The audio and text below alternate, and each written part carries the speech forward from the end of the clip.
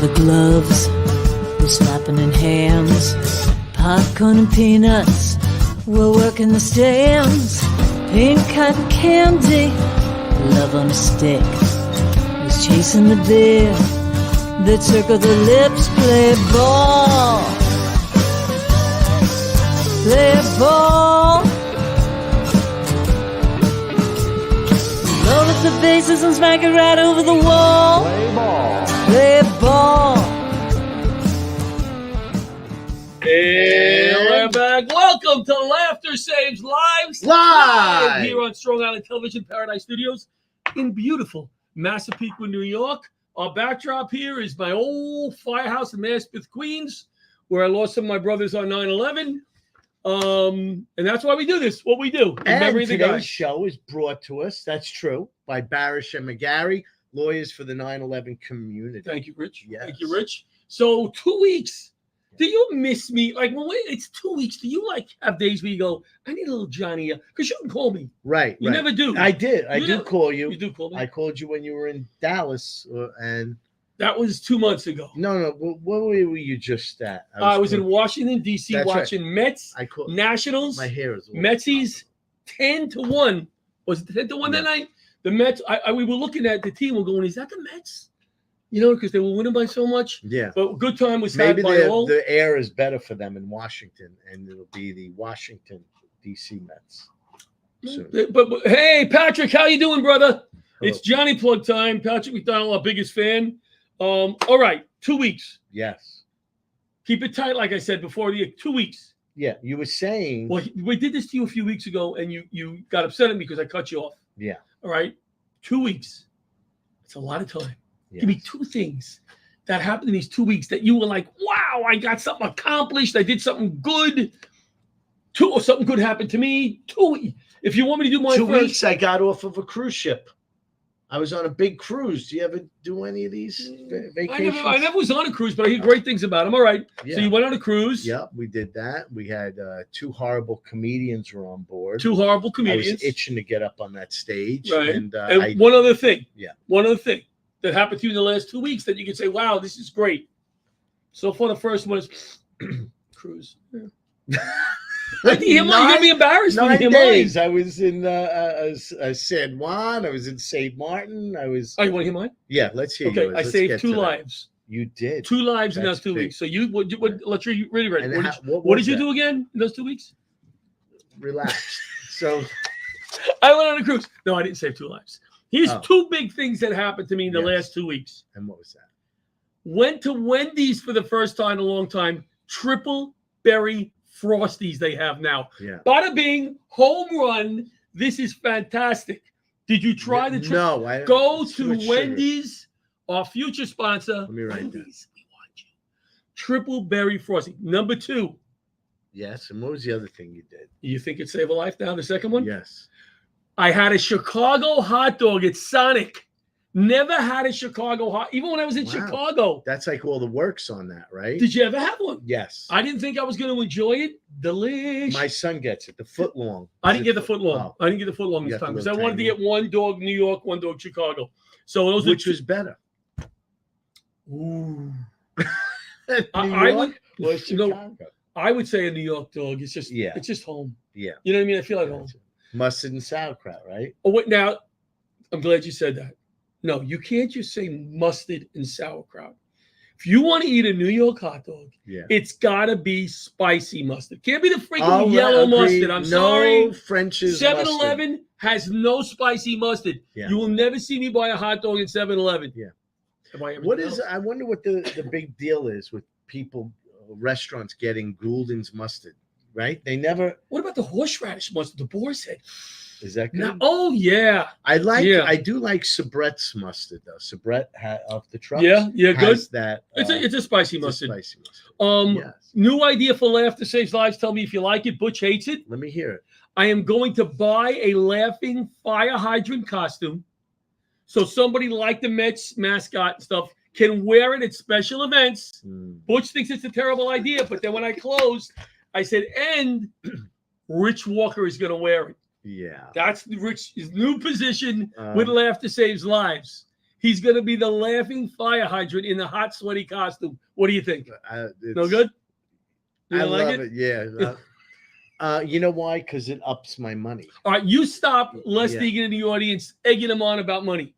All right? Richie hasn't got to pay the dime. So you're going to get this big fire hydrant costume? I think I was both stores terrible now. You think it's not a good idea? I don't know if I'm going to do it. You know who would wear it who's dopey enough to wear it? Les Deegan. I bet you he would do it. We see it tonight? You know what would be nice? Nice Laughter Saves Live jacket. Boring. Like a nice jacket. Boring. Now you got one Les Deegan did, and you're bringing it up on the show. Oh, I didn't mean it. Yeah, nice. It's a sweat jacket. Nice. It's a sweat jacket. It's ripped and dirty. And I don't mean to say it's not made of good quality. The zipper. Okay. We have a thing about the zipper. Yes. Bobby, can you throw up the picture of the pipe? Now, all right. Now you see this picture? Yes. Okay. I asked my pool guy for the last 2 years, I want a waterfall into my pool. He brings a pipe. He didn't have any other tools. So I said, screw it. And I just let the pipe roll into the pool. The kids are calling it the Ninja Turtle sewer pipe. Yeah. That is my waterfall, Richie. This is white, trashy pool in my backyard with a pipe going into it. What do you think? How would they even bring up waterfalls there? You can cut the side of the pipe and you can make like a thing. But you know what? I love running water. Yeah. It's so real. You got to come in my pool this year. I will. Wear long pants. But you got to come in my pool because nobody wants to see those legs.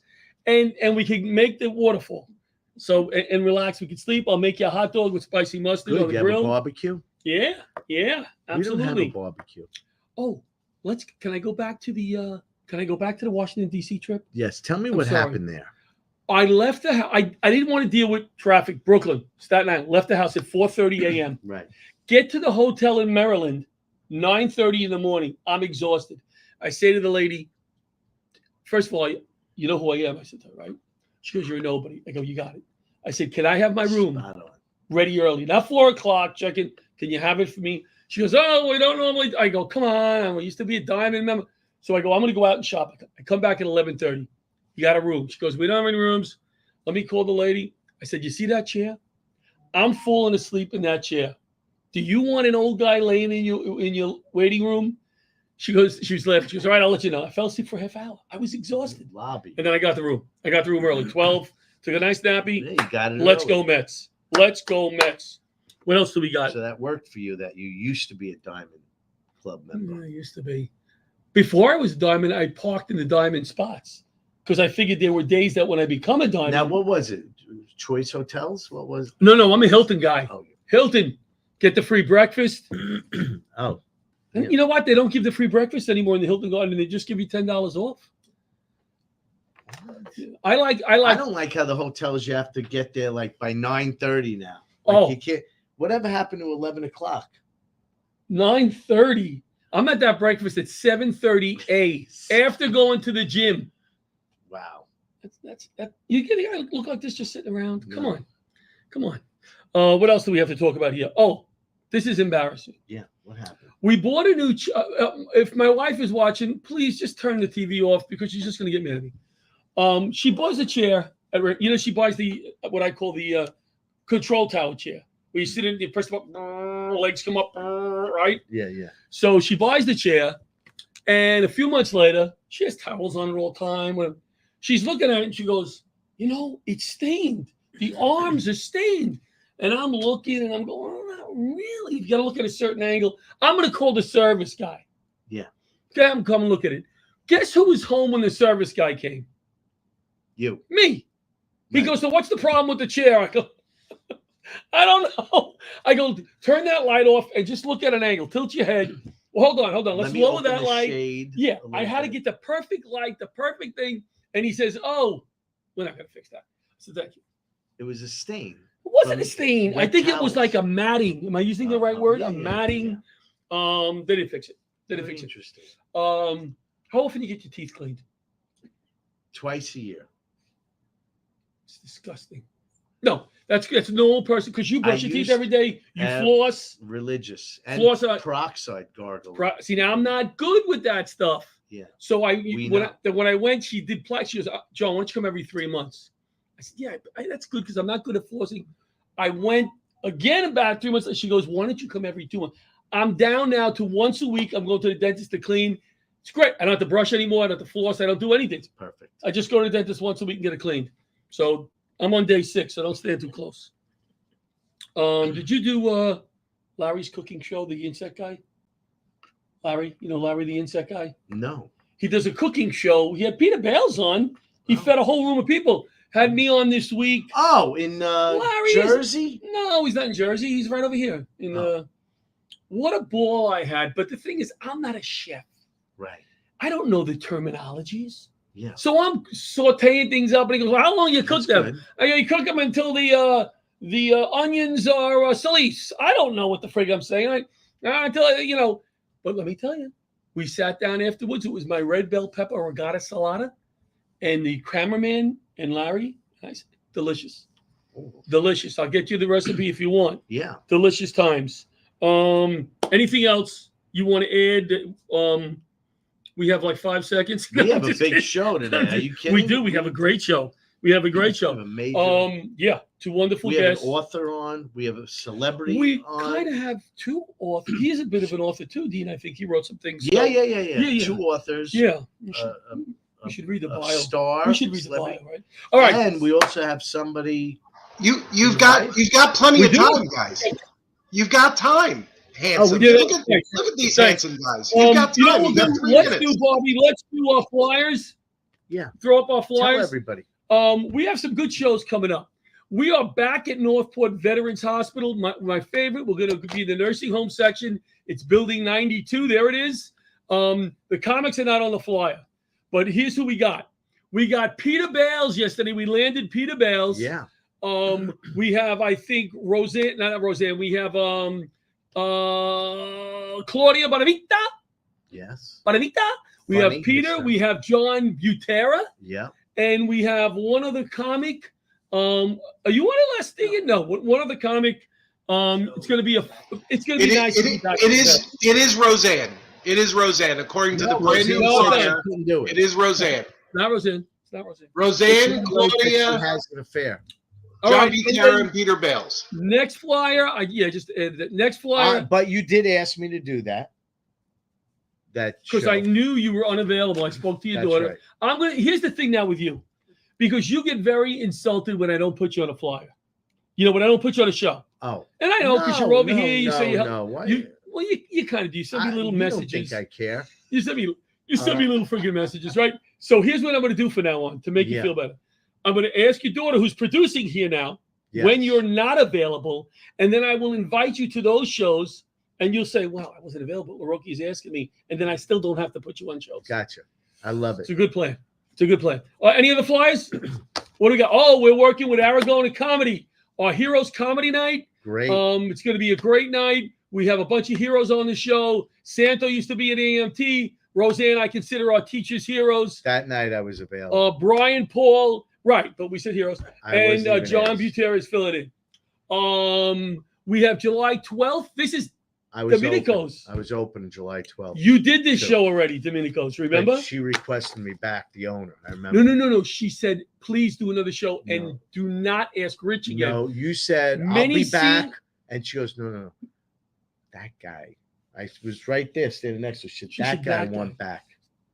Not back. To you. You said, don't worry, I'm going to come back and do another show. What happened? And she said, no.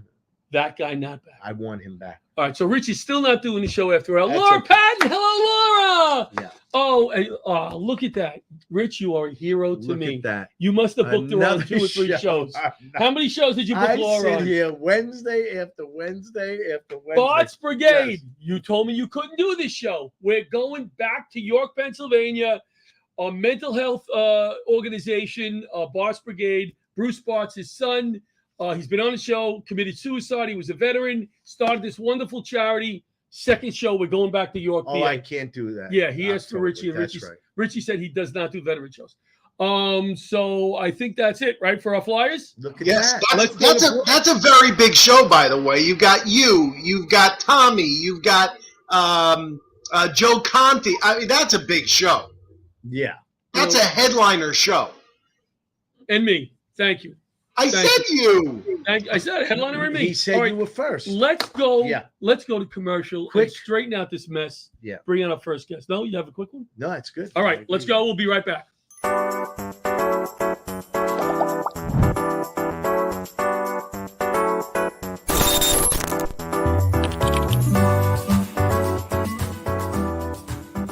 If you spent time downtown on 9/11 or in the 8 months after, you were exposed to toxic air and may be eligible for compensation from the $10 billion 9/11 Victim Fund. But most people who qualify still haven't claimed what they're entitled to. I worked downtown. I didn't die. I was an office worker. I felt like there were others who deserved the money more than I did. A major reason people haven't claimed the money they're due is guilt. They feel guilty claiming funds when others died or were first responders. I heard there were 9/11 funds, but because I wasn't a first responder, I did not apply. You do not have to be a first responder to qualify. This fund was created for everyone who worked, lived, or attended school south of Canal Street, who may have experienced or have experienced respiratory illness or any of the 68 cancers linked to the toxins. Even if you have a family history of cancer, there is a presumption linking most cancers to the toxins. I thought it was too late to make a claim. My spouse worked downtown at a bank and died of cancer. Honestly, I just haven't felt up to it. The government's $10 billion Victim Fund and Health Program have been permanently extended. You just need to have been below Canal Street on 9/11 or at any time in the following 8 months. To see if you qualify, call or go to 911fund.com to speak to a representative of Barasch and McGarry, lawyers for the 9/11 community. There are many reasons people who are eligible for compensation are not stepping up to claim it. To those who are holding back, I would say just take the first step. Ask for help. Make the call. It's not too late. I called and I qualified. I qualify. I qualify. Millions of dollars remain unclaimed. You do not have to be seriously ill to qualify.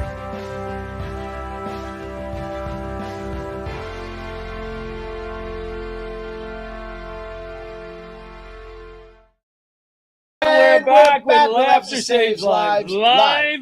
If you wondered who's sitting here, this is our next guest, Felice Saslo. She's right here with us, but we're going to do our pickleball segment very quick. Let's talk pickleball. Yes. Wait.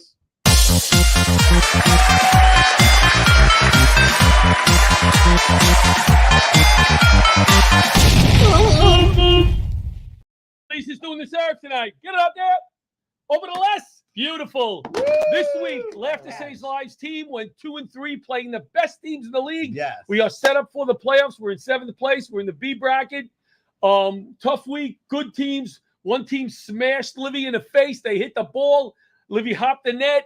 There was a brawl. It would have been more fun. No, but we had a good week. Our cohorts at who's the show before us? Roseanne Sorrentino and Bridget Kavanaugh. They came. Yeah. They went up from the bottom section to the next section. They did pretty good. Wow. They have 8 wins, so it's going to be a fun week. Excellent. That's it on pickleball this week. So we have our guest, Felice Saslo, which I screwed up her name a million times. Zaslow. Welcome. Thank you. It is so brave of you to be here. I can see. After watching us warm up and all that. But you know what? You're loose. And you're not. That's the whole idea. We don't want you to be nervous. We want you to have fun. It is a pleasure to have you here. I'm going to read a little bit of your retired teacher, artist, writer, residing in Long Island. That's nice. That's why you're in studio. Mother of 2 sons and grandmother of 3. Yes. I got 2. Beautiful. The best. Wow. She appreciates natural beauty, Richie, of Long Island, beaches and the changing of the seasons.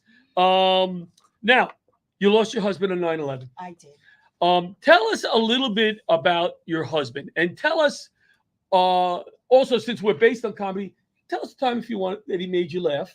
But give us. I don't know him. I never met your husband. Maybe I did, but I don't.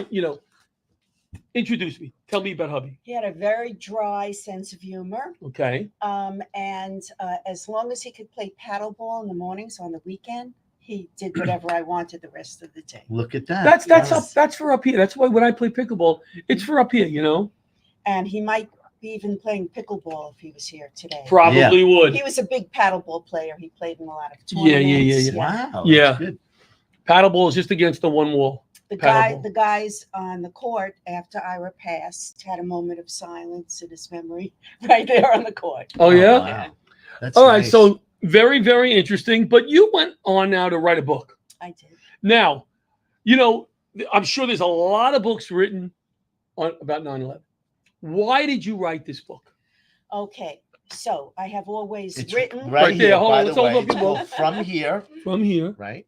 Hey, Les, can you bring that right up to the camera for a second, Les? For me? Lessons in love. See, and loss you from can see the 9/11, picture. right? Well, Right. it No, was no, the fine. cameras. It was fine. I know. Just That's good. beautiful. Okay. All right, Look thank at you, that. Les. Thank you, Les. Okay. So go. I wrote a book because I always was a writer. I always You loved always write. writing Okay. and reading. I never published a book until Right. this time. I did some smaller things. Yeah. And I was a journal writer. So after 9/11, I had 7 journals filled. That's how I kept my conversation going with my husband. Nice. I felt that it had to be documented. Mm-hmm. This Yeah. was an historic event. I wasn't sure what I was going to do with it. But then a former student of mine whose father was a ghostwriter said, Mrs. Zaslow, my father can help you put it together in a manuscript, which he did. He showed me what to do, and I wrote my first manuscript. And in 2003, I could have published it with a small press, but I wasn't ready to take it on the road, so to speak. Mhm. But why did I write it? Because it was history. I knew I was living history. Yes. I wanted my husband to be remembered. Remembered? It Right. started out to be cathartic for me. And with everything I've learned about writing, it was cathartic. And then I went on a great soul-searching adventure after 2003, a journey. Where'd you go? I studied all the world's religions. I wanted Oh, to know wow. why. How could this happen? Yeah. I almost became an interfaith minister, but I was still working on it. Right, at the time. right. Yeah. And I let it be, and then I handed it over to the 9/11 Museum with permission to use excerpts, thinking that would satisfy my need to get it out there, but it didn't. It was always poking at me, the elephant. And when you say you handed it over to the 9/11 Museum, oh, what I did they gave them do? a copy. They have a copy. Oh, but I'm saying, did they display it where people could read it? Certain, In a way? a couple of times they displayed excerpts. Yeah. Okay. So I was by no means ready to walk the walk and talk the talk of a public speaker Mm-hmm. in the early thousands. I knew inherently I had to heal and I had to find my way, and I was looking for role models. There were none. Who's a role model for a 9/11 widow, maybe a Holocaust survivor? I got to meet Elie Wiesel. He gave me a little guidance. He's passed. Mm-hmm. And I also, wherever I went, I brought it, thinking I might meet somebody who Right. could give me guidance. So I was at a spa in Arizona, and Rabbi Harold Kushner, who wrote When Bad Things Happen to Good People, was there. I kind of planned to be there at the same time. Good for you. I stalked him. Good for you. I stalked him. Why not? And we chatted after his talk. He said, "Would you like me to read your manuscript?" Oh, yeah. I said, "Oh, I would love it. Here, thank you." I got it right here. Yeah, Funny you So- should mention that. that's right. Yeah. And he wrote me a wonderful note and gave me some of the best advice. Nice. And that was to keep it real and not. Yes. Yeah. Yeah. And over the years, I got edits from a whole number of people. One was a former student who became a writer, who I knew Wow. was going to be a writer. She Right. gave me great edits. My daughter-in-law did a little proofing for me. Yeah. Good. Yeah. All right. Final proofing, but I had a proofreader. Yeah. And just here and there. And then in 2021, things were happening in my personal life. We had the COVID crisis. Yeah. Yeah. People were dying before we had the vaccines Right. Right. available. They couldn't say goodbye to their family members. And then the school shootings, and kids were always a big thing in my life, as most people. Yeah. And I'd see the anguish on the faces of the family members of these kids. Right. And I said, that's me. That's what I You know it, experienced. And I knew that my story was needed out there. And then there was a war in Ukraine. And then after I published it, and so on, all the recent You know, I events. think I said to you this afternoon, Yeah. the difference is, in a way, it's so much of it that you have to relive on TV, commercials sometimes, a show that for us, and especially the families, it's so hard to get. You're not going to get past it, but to move forward, you start moving forward, and then like you see something, you're like, oh, So writing this book, I give you such credit because I'm not a writer. I've written down a lot, and I tried to write a book about Laughter Saves Lives and how I got there. You should give yourself a lot of credit. Thank you. People who read your book, give us a story too where somebody really was moved. It helped them. Yes. People who knew me as a kid, they said, wow, I wish I knew you better as a kid. I didn't know that you had this in you. I've gotten letters. I can't think of anything right now, an example, but I've gotten letters thanking me from people who were grieving, who had a major loss. That's what it's all about. So I can't stop wars. They're not going to take Grandma Felice in the service or over in Israel to fight, which I'd like to do with the newsie. But I can help others to heal. Absolutely. By sharing my story, letting them know they're not alone, and that if I, an ordinary person, can get through, so can you. You're not an ordinary person. I am an ordinary person. Well, here's what I mean by girl. that. Here's what I mean by that. In my life, I'm Catholic. I'm Catholic, right? And I've gone to church, and I've met priests, and I met religious people. And the two people in my life that I feel closest to God are my cousin Donna. I have no idea why. It's just the way, the peace that she brings when I speak to her. Mm-hmm. And this Retrovite couple that we went, my wife and I, through for marriage in Canada, but it's Retrovite people who have problems, was one of the couples. And the wife, Debbie, you have that personality. As soon as you came in here, and as soon as you talk, I feel like, I feel at peace. Thank you. I feel at peace. And that comes from all the pain that you, and now the things that are important to you are different. I'm sure it's changed. Just like me, a lot of my friends who don't know, never had grandkids, never saw the kids got married. Every time I'm at an event, every time I always say that. I'm very lucky. So you have that. Well, I think partially where it comes from is I always felt a spiritual connection, not through religion, but through spirit. And I never doubted. I'm just wired that way. Mm-hmm. Yeah. So in my book, I went through a search for meaning. Why did this happen? How could this happen? And I came back to what I inherently knew, and that is we're not meant to know the answers until we get where we're going. So if I get there before you, let me know. But we don't. There has to be some faith. But there are horrific things that happen. I mean, look at these wars. People, terrible. Whole families are wiped out. It's funny you mention that. Yeah, I'm sorry. That's all right. I don't know how to address that. Me neither. But maybe that's not for us. Maybe well, I used to work. I worked with a woman, and she actually was in surgery, and they said she died, and she was like gone. One of those stories with it, yeah. But she said she knew she was resuscitated and came back alive. But she says during that time, they said she was clinically dead, and she said that she knew the answers to everything. She knew why there's sick children. She knew why everything. She was, but the second she came to, it was erased. Oh wow! And she said it's to this day, it's at the tip of her tongue. Right, like a dream. It's right there. No, she knows it's there. You know what I mean? Like sometimes we have a dream, and it's like, oh, what a great dream! And you wake up, you're like, I wish I could remember it. Right, right. NDE, an near-death experience. She transitioned, but they sent her back. But she said she has no fear of the. That's beautiful. Oh wow! Yeah. Wow. Well, the book. Where are we finding this wonderful book? Well, you can get more information on Amazon. My bio is there. You're on Amazon. There's a blurb about the book. There are plenty of reviews. I got great reviews. Good. Good. And at felicezaslow.com, there's plenty of information.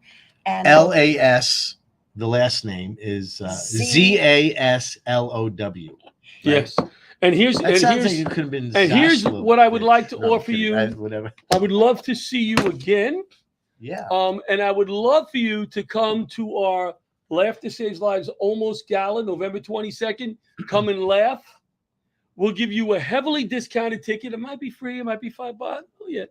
But we're going to give you a heavily discounted ticket. Bring your friends and family. Come and laugh with us because we need to laugh. And that's what your husband would want. That's what my guys would want. 100%. So thank you so much for coming into the studio. You're very welcome, and thanks for the work you do. Oh, well, thank you. It's very therapeutic. Yeah, thank you. All right, so we'll be right back with our next guest after this break.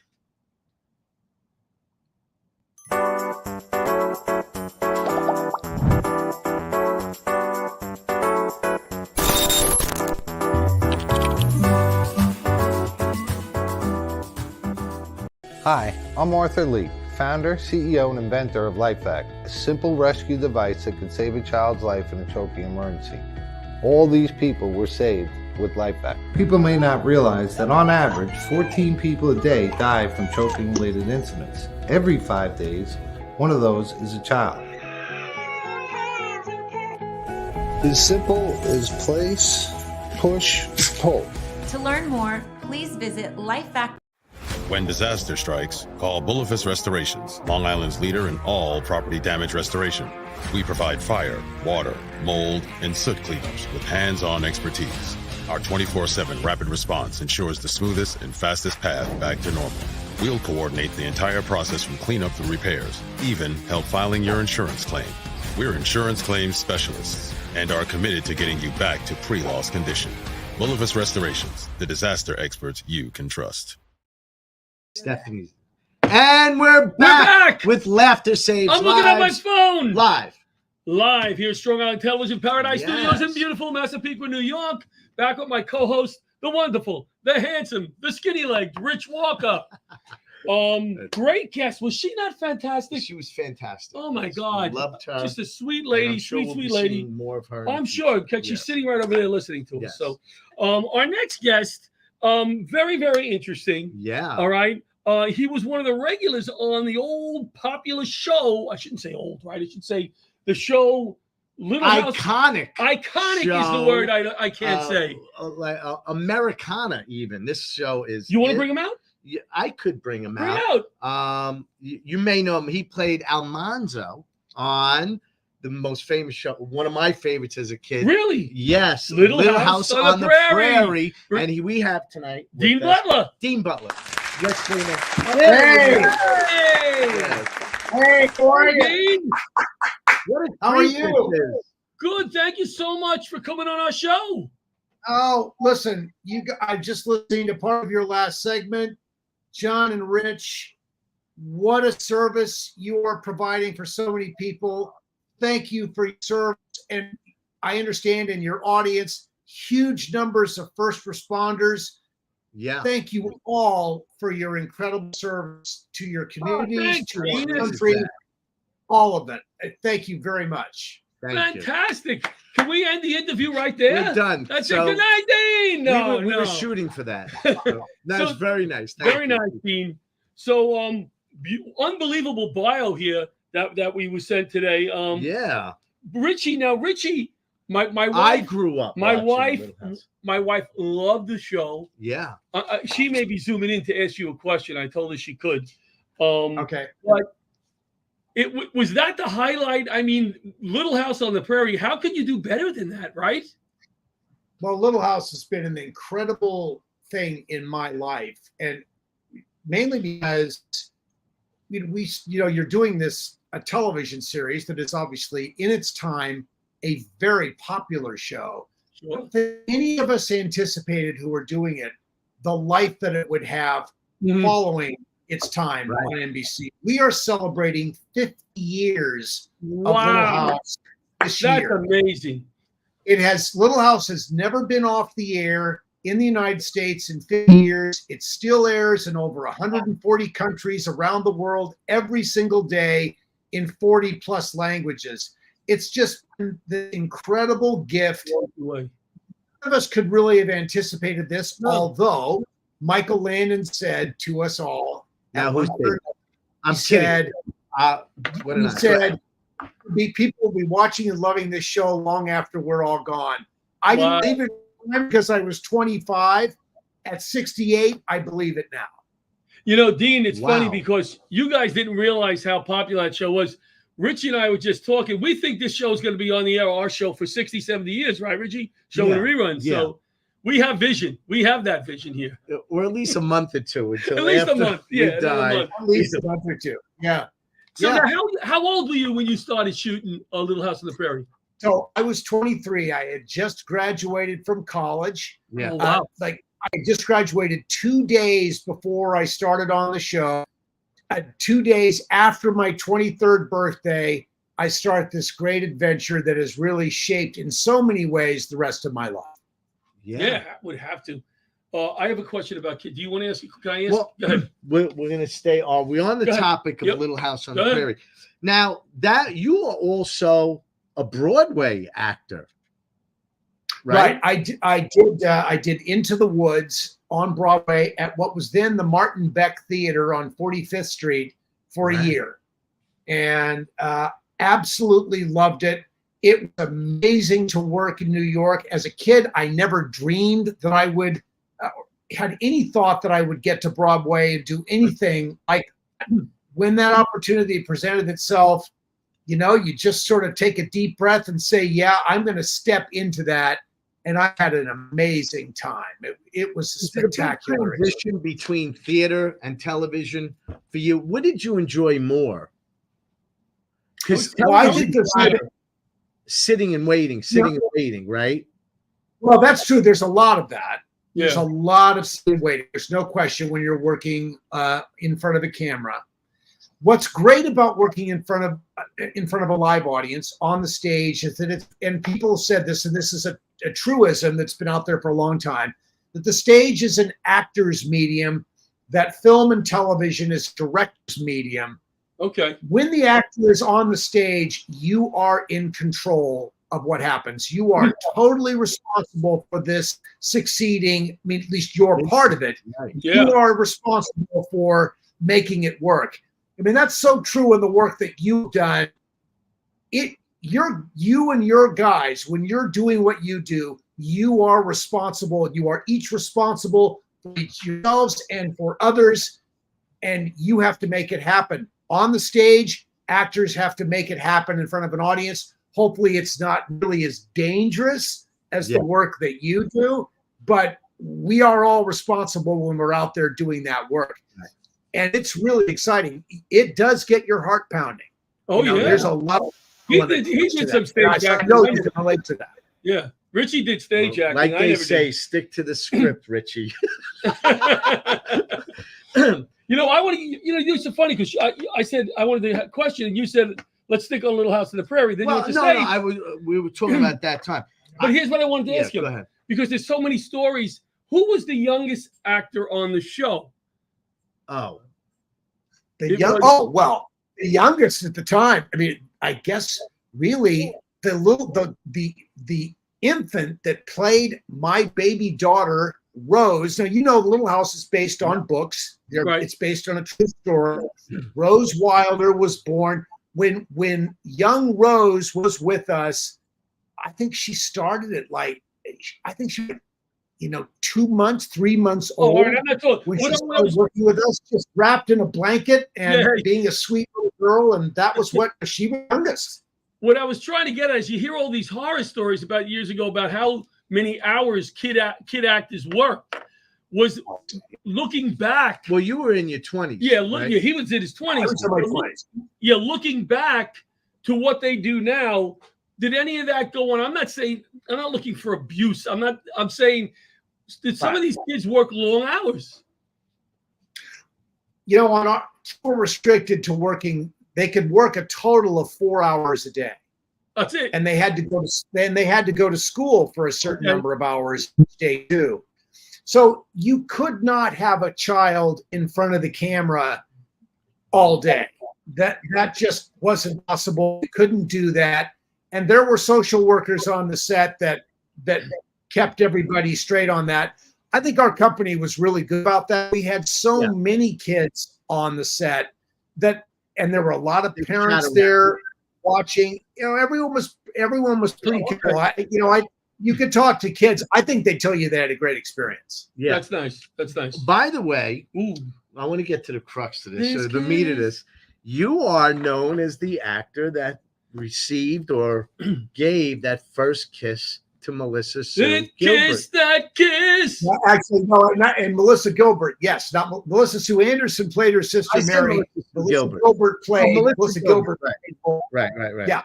Yeah, no, the first romantic kiss of Melissa's life, she was doing it as Laura, but the first romantic kiss of her life, I think. And that's the story. That's what everyone is, that's where we are standing on this. She handled it great. She was a little nervous. What was tough is her mother, who would burst into tears before the kiss could happen and ruin 3 successive takes before we could actually get the kiss done. Yeah, she just burst into tears. I don't think that she was really thrilled with me as someone who was going to be kissing her daughter for the first time. Really? But it's just the way it goes. But we all had a job to do, and we put our best feet forward, and we got the kiss done. And audiences have loved it for 45 years. It's on YouTube. I watched it today. Did you watch it today? How much fun. What did you put in? First kiss or something? Yeah. Very cool. Very cool. You can search First Kiss. It won a TV Land Award as the most memorable kiss in television history. Look at that. Really? Wow. Yeah, it was pretty cool. It was pretty cool. Well, look, guys, America loved Melissa Gilbert in this role playing Laura Ace. She was a plucky, determined little girl in the beginning with buck teeth and her braids, and she was absolutely adorable as a little girl, and America fell in love with her. And sharp, and real sharp. Yeah. Yeah. So, all right. So you finished that show, Dean, right? You finished that show. So right after that show ends, what is your career looking like? What happens in the coming months? The coming months, not much happened. Yeah, after the show ends. Yeah. No, I mean, not much happened. It really took, I think it was probably a year or more before I worked again. I think this often happens. Look, I was certainly scared of the unknown, coming off of something that was so popular and I was so associated with. It was a little scary to have end. With television, with anything related in entertainment, there's an absolute certainty that it will end. It's just you have to just put your best foot forward and just keep moving on. So when I ended up, a year or two later doing the new Gidget, which was a half-hour comedy, a very fluffy. I remember that. Fluffy half-hour set on the beach with the beautiful and sweet Karen Richmond playing the 7th Gidget, blind Gidgets. I went from Manly to Moondoggie, and I had a really good time. Yeah. So tell us also, now you're an author as well, and you just wrote a book called Prairie. And it's just coming out later this month. Okay, that would explain why we don't have a copy of it. That's right. There is no copy for you to have yet. But there's a picture of the cover right there. Look at that handsome devil. Wow. There I am. So there I am now, and there I am as Almanzo. That was 40 years ago. Love it. I would say, Dean, we have about 2 minutes left. Can you give us a synopsis of the book? It's a story of a journey through my life. I tried to connect my life to the life of this character who was a real life character. Yeah. I tracked my beginnings of my discovery of myself as a performer, going from a shy kid to a kid who was willing to spin and take a chance and try something new. I cover some of the disappointments that I've experienced, as you have to. I mean, everybody experiences disappointments, but it's how we cope with disappointment that is everything. So I recommend this book. Yeah.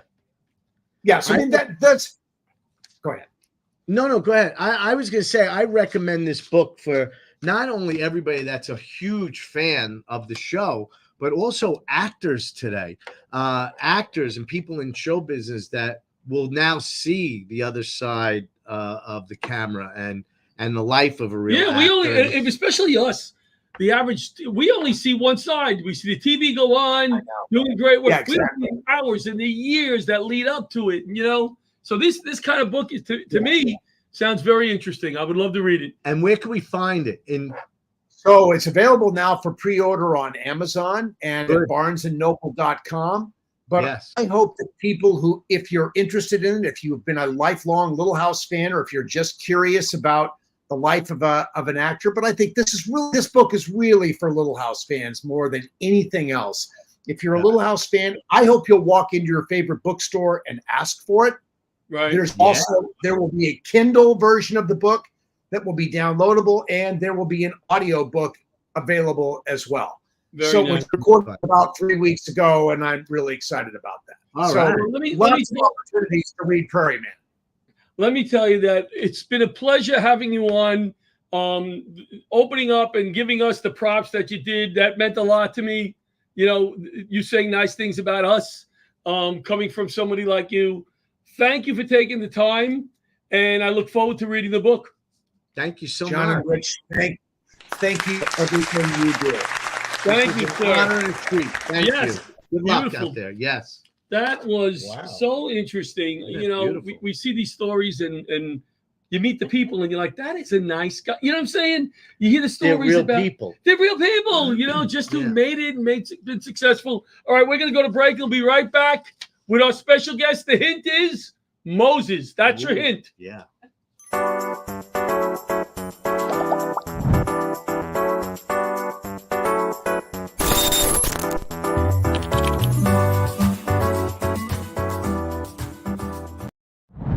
All right. Is everybody having a good time tonight or what? That's what I thought.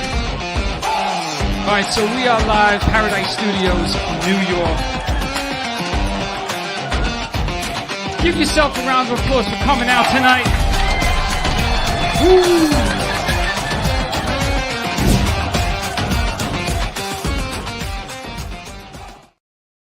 And we're back with Laughter Saves Lives live. And we have a special. Now, I Wow. gave the hint of Moses. Our Right. guest is Moses. Moses. Look at It's an that. easy hint, people. Look at him. Did you even know Moses had glasses? Well, thank you so much for having me on the show today. Yes. Rich, John, first of all, I got to tell you something. Yes. I am so glad to be here. I am a biggest fan of Laughter Saves Lives. Oh, I got to tell you, religiously, yes, I watch the show every Tuesday here on Madhouse TV. I think it's absolutely wonderful. I never Paradise miss it. Studios. Paradise Studios. We're on Paradise. Strong Island Television. We're on Wednesdays, Moses. Yeah, whatever. Jeez.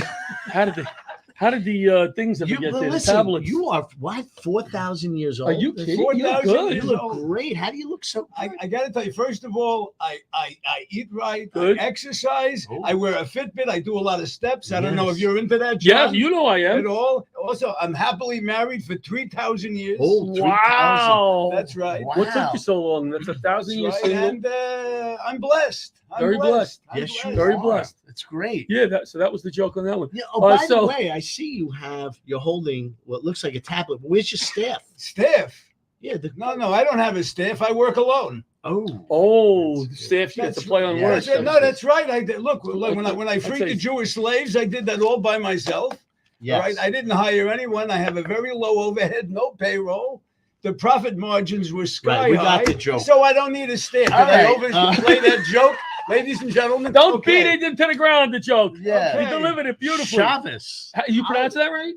How do you pronounce that, Shabbos. Moses? Shavuos. Shavuos. Right, today we celebrate. Well, that's why you had me on the Yes. show. I Yeah. assume. But you couldn't get anybody else to do the bits. Okay. My wife called me that leaving the house. You're Shavuos. Shavuos, that's Yes. right. The Shavuos is the Hebrew word that means weeks. That's right. 7 weeks after Passover, when I freed all the slaves. I don't mean to brag, but that was a nice job. That was pretty good. Big High five for that one. First, I'm a first responder. Let me tell you. He was That's the first. right. Yeah. So 7 weeks after, and it means weeks. Weeks. Right. So we celebrate. Of course, everyone knows when I went to Mount Sinai and I received the 10 Commandments, the Torah. Yeah. For my people. So that's what. That's 125th Street in Manhattan, Mount Sinai. I've been I had my wanting surgery to ask there. if I said if I ever meet Moses one day. Yes. I actually watched said the that, huh? 10 Commandments 1,000 times. Of course. What was it about you that God chose you to bring the Who were commandments? you that he gave you the commandments? Well, first of all, you have to audition. Oh, there was an audition. You have to audition, right? Okay. I don't. You as need in all heaven, the stories, as in earth, right? I mean, what do you think? All of a sudden, God says, "Okay, Moses is going to free the Jewish slaves." Right. No. You have to submit a video. You have to go in. You have to go to. You have to resume. You have to a resume. Thank you very much. You're I didn't welcome. have that in my notes. I didn't see it. And You were so that's stuttering. why I was picked. You were picked. Great job. And Great job. Why also? What made him give you tablets? He that wrote it. That's my question. Oh, that's no. I'm kidding. Yes, that's you. No. Next one. I'll do the next one. No. Well, the reason he gave a tablet. Yes. This is a tablet like this. This is because back then laptops were very big. Huge. It's not like they were today. Makes sense. That's right. So the tablet made it this way. I didn't have to schlep. Everyone knows the 10 Commandments, but the Torah is like this big thing. Everything is right on the tablet. Gotcha. Right on the little That's tablet. right. Now it's got 53 megabytes. I hesitate to ask you the next question. Yes. I'm afraid to ask you the next question. No, I'm looking Were forward you to it. afraid of the burning bush? Where are you going? Burning bush? Yes. Oh, John, listen. One thing that you don't see in the 10 Commandments. I was a volunteer firefighter for 3,000 years. Yes. Right? I have connections at the Mount Sinai Fire Department. Right. All right. Wow. When I saw the bush burning, I called up Hook and Ladder Company number 78. They were there right there. They put it out. God bless you. God bless the you. work you do. So they put out the fire. The burning bush was no big deal. God bless you for That going was that his way. lure, just to make it more exciting. That could have went downhill At quick. Mount Sinai. I am intrigued You by are. this beautiful robe you have. Where did this originate? Coles? Actually, there's a good story behind the robe. The reason why I wore this robe is because I never got a Laughter Saves Lives jacket. Oh, that would. Zingo! And there it is. There it is. There it is. He That came was, on tonight to give that was, 7 questions. That's right. That was a callback from even before we started From my filming. basement 2 days ago. right. Where's my jacket? You know, you probably want to know Yes. why God had me go to Mount Sinai Yeah, why? to get the. Well, here, it's a true story. Why Mount Sinai? Mount Sinai. Why? Of all the places to go, why Mount Sinai? Why? Because he originally was thinking of maybe to go to Coram or Miller Place. Right. But Mount Sinai, even though it's further from the expressway, Yeah. it's less congested. There's other places. And he felt there's more no accessible. parking. More- There's no. Can you imagine? I slept all the way to get the 10 Commandments. My people are waiting for the Holy Scripture, and I can't find a place to park. You know, I'm sitting here thinking, shouldn't you be in the temple right now instead of being here telling us the And how do you celebrate? non-funny Shavuot? things? Look at this. I get 2 questions at once. At once. Good reading. I like that. Right. I printed it out for you. Okay. I was skipping questions purposely. No, Shavuot. The way we celebrate is threefold. Threefold. One, you go to temple. Temple. But I didn't go to temple today. I asked my rabbi. I said, "Look, I can't make it to shul. I'm going to be on Laughter Saves Live." He's a big fan. Right now, he's streaming Laughter Saves Live. Very nice. For the whole congregation. Very nice. Right on That's the beamer. beautiful. Okay. As he should. Right, and also a part of the festival is to eat. We eat, feast, and with a concentration on dairy. Right. That's right. So very nice. Lo and behold, thank you to the studios in Massapequa because I love All American. I had 5 cheeseburgers. Yeah. Listen, before I came here. Moses, that's a lot of dairy. I got good news. Yes. We have 20 seconds left. 20 seconds left. Charleston Heston played you in the movie. Are you happy about that? Bad idea. First of all, he's much too tall to play me. Right. Also, what is it? He played Ben-Hur. He played a monkey. He goes, I'm an iconic character. You shouldn't spread it around. You know who should have played him? Who? Me. But Les you Deegan. know why I couldn't play myself? Why? Because I wasn't union. Les Deegan. Happy Shavuos. He wrote all of that stuff himself. Pretty much what we're saying is Richie and I had nothing to do with This is it. why he does not have a jacket from Laughter Saves Lives. Ladies and gentlemen, thank you to our guests, Great job. Felice and Dean. Have a great night. We'll be back next week. We're going to the diner, people. Good night.